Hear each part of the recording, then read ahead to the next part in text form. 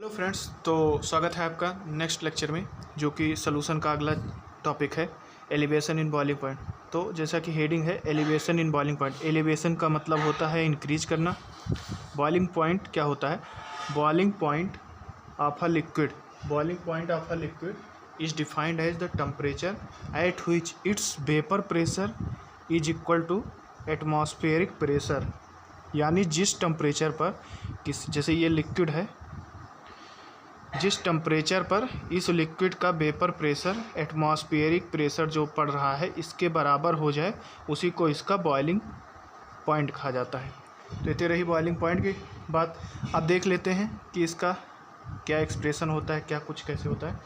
तो देखिए, अगर हम बात करें दो बीकर ले लेते हैं।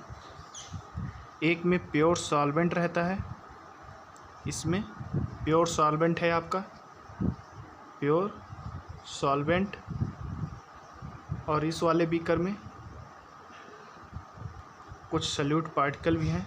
तो सॉल्वेंट ये सॉल्यूशन हो गया, जिसमें आपका सल्यूट प्लस सॉल्वेंट, यानी ये इम्प्योर फॉर्म ऑफ सॉल्यूशन होगा। तो देखिए, जैसे प्योर सॉल्वेंट रहेगा, इसको गर्म करने में जिस टेम्परेचर पर ये भाप बनता है, जैसे वाटर को हम एक वेपर फॉर्म में करते हैं, तो इसमें अगर प्योर फॉर्म रहेगा तो इसका टेम्परेचर ये 100 डिग्री पर, 100 डिग्री सेल्सियस पर ये वेपर फॉर्म में होने लगा। लेकिन अगर सल्यूट है तो इम्प्योरिटी है, तो इसमें जो सरफेस की कुछ स्पेसेस हैं, ये सल्यूट पार्टिकल द्वारा कवर कर ली जाएंगी, तो इसको स्पेस वेपर बनने के लिए कम मिलेगा। तो इसको वेपर बनने के लिए टेम्परेचर जो होगा वो 101 डिग्री सेल्सियस हो सकता है, या 100.34 डिग्री सेल्सियस, यानी इससे कुछ ज़्यादा ही होगा। तो इस पर यह वेपर बनेगा। अब बात करें इस ग्राफ की, तो ये ग्राफ है, एक्स एक्सिस पर हमने वेपर प्रेशर को दर्शाया है, वाई एक्सिस पर टेम्परेचर को।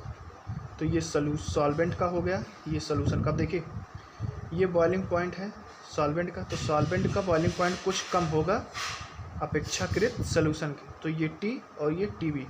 तो एलिवेशन इन बॉइलिंग पॉइंट क्या होता है? Elevation in boiling point the difference between the boiling point of solution, the boiling point of solution, solution का क्या है boiling point T B, minus boiling point of pure solvent, pure solvent का क्या है T, at a constant pressure, pressure constant रहेगा। तो यह जो डिफरेंस है इसी को हम कहते हैं एलिवेशन इन बॉइलिंग पॉइंट।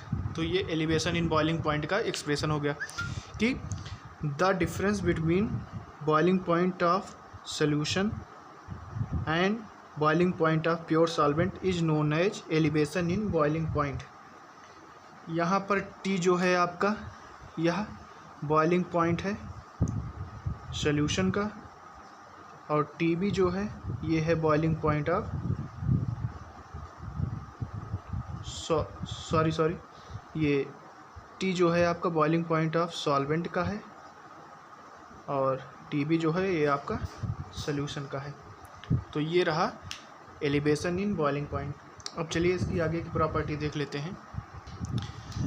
माना जाता है, ये देखा गया एक्सपेरिमेंट से, कि एलिवेशन इन बॉइलिंग पॉइंट जो होता है, यानी delta T B, elevation in boiling point of a liquid is directly proportional to molality of the solution. Molality क्या होता है?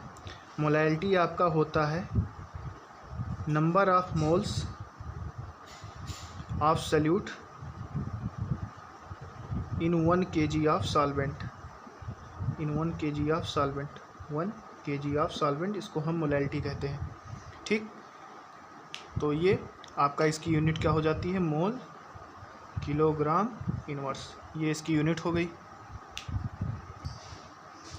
तो ये डेल्टा टी बी जो है डायरेक्टली प्रोपोर्शनल टू मोलैलिटी। अब प्रोपोर्शनलिटी का चिन्ह हटेगा तो एक कांस्टेंट आ जाएगा के बी एम। अब ये जो कांस्टेंट है इसको हम कहते हैं molal elevation constant, molal elevation constant इसे कहते हैं। अब पेपर में क्या पूछा जाता है कि मोलर एलिवेशन कांस्टेंट की डिफिनीशन बताइए, इसकी यूनिट क्या होगी। तो इसकी यूनिट क्या हो जाएगी, K B is equal to delta T B upon M. T की क्या होती है, केल्विन, मोलैलिटी की मोल, के जी इनवर्स। तो ये क्या हो जाएगा, केल्विन मोल इनवर्स के जी, या इसे ऐसे लिख सकते हैं केल्विन के जी मोल इनवर्स। तो ये इसकी यूनिट हो जाएगी।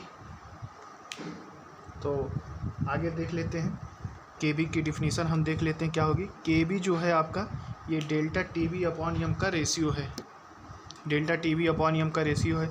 तो इसको हम डेल्टा टी बी को क्या लिख सकते हैं, delta T B upon M को क्या लिख सकते हैं, एन अपॉन डब्लू होता है। तो एन यहाँ रहेगा, डब्लू ऊपर चला जाएगा।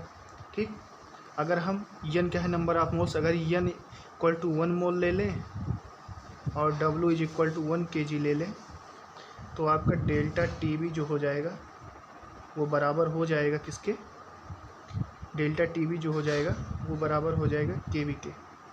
तो इसकी डिफिनीशन क्या होगी, the molar elevation constant, the molar elevation constant for 1 kilogram of solvent is numerically equal to the elevation in boiling point which is observe for 1 molar solution.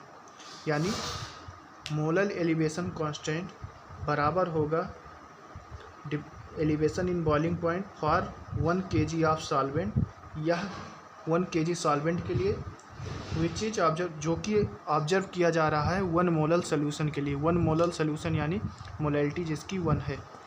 तो ये डेल्टा के बी की डिफिनीशन है।